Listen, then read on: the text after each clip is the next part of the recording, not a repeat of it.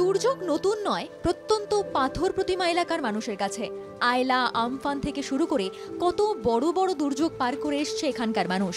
গত কয়েকদিন ধরে ঝড় বৃষ্টির অনুকূলে আছে আবহাওয়া, কিন্তু বড় দুর্যোগের কোনো পূর্বাভাস ছিল না।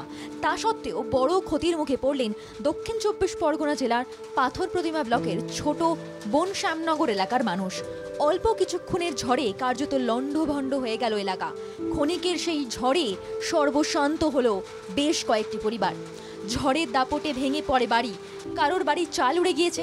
আচমকা এমন ক্ষতির মুখে পড়ে অসহায় তারা। বুধবার রাত তখন প্রায় 3টে, হঠাৎ ঘূর্ণিঝড় বয়ে যায় ছোট বনশ্যামনগর এলাকার ওপর দিয়ে। ঝড়ের তাণ্ডব এতটাই ছিল যে ক্ষতিগ্রস্ত হয় বেশ কয়েকটি বাড়ি, ভেঙে পড়ে অনেক গাছ, বিদ্যুতের খুঁটি উপড়ে পড়ে, ছিঁড়ে পড়ে বিদ্যুতের তার। ঝড়ের গতি ছিল 150 কিলোমিটারের বেশি আরো হবে।